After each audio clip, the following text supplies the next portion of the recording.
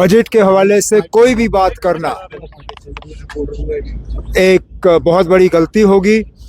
Budget हुकूमत का है और हुकूमत का फ़र्ज़ बनता है कि बजट सबसे पहले असेंबली में पेश हो, और इसलिए बजट के हवाले से मैं कोई बात नहीं करूँगा।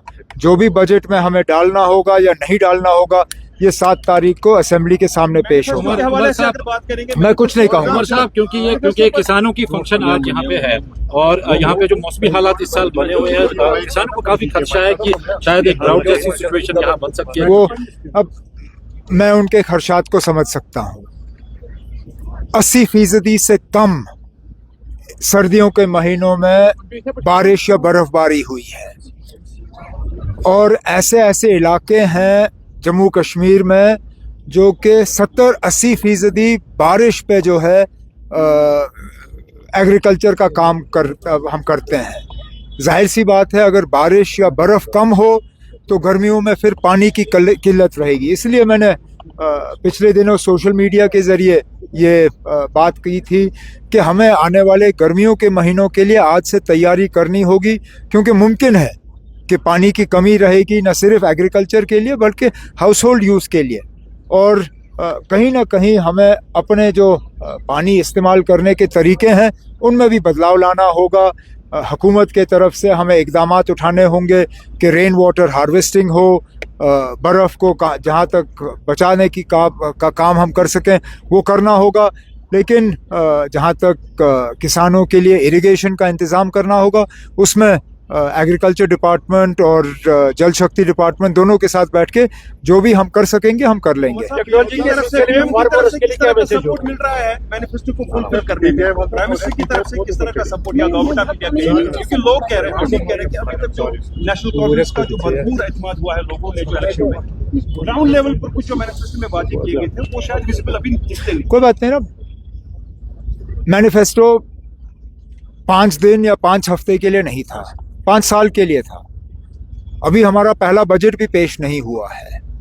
आप इंतज़ार करिए ना। हम जानते हैं हमने लोगों के साथ क्या वादे किए हैं और उनको किस तरह पूरा करना है, और हमने पहले दिन से कहा है जो चीज़ें हम यूटी के ज़रिए कर सकते हैं हम कर लेंगे। अब मैं स्टेटहुड के लिए इतनी लड़ाई क्यों लड़ रहा हूँ, मैं बार बार स्टेटहुड पे जोर क्यों दे रहा हूँ? क्योंकि मैं जानता हूँ कि कई सारी ऐसी चीज़ें हैं जिसको लेके लोग परेशान हैं, लेकिन उस परेशानी का हल एक यूटी में नहीं हो सकता। उसके लिए रियासत का जो है स्टेटस हासिल करना वो बहुत ज़्यादा ज़रूरी है।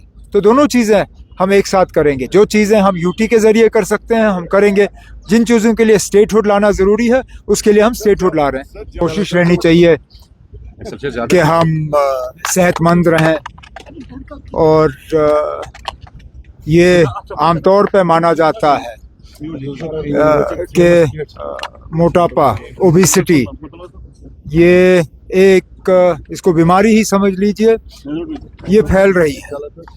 इसको एक लाइफस्टाइल इलनेस माना जाता है, और आम तौर पे ओबेसिटी को कंट्रोल किया जा सकता है, मोटापे को कंट्रोल किया जा सकता है अगर कि हम एहतियात करें, वर्जिश करें और ठीक तरह से खाएं। वज़ीर आज़म साहब के तरफ से ये मुहिम शुरू हुई है कि ओबेसिटी के बारे में हम उसको समझें और उसके ख़िलाफ़ जो है एक कैंपेन करें।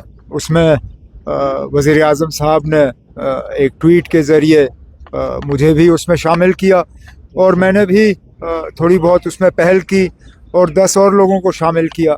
उम्मीद की जाती है कि इसी तरह जोड़ के और आप लोग इस चीज़ को और ज़्यादा फैलाएं तो अच्छा होगा।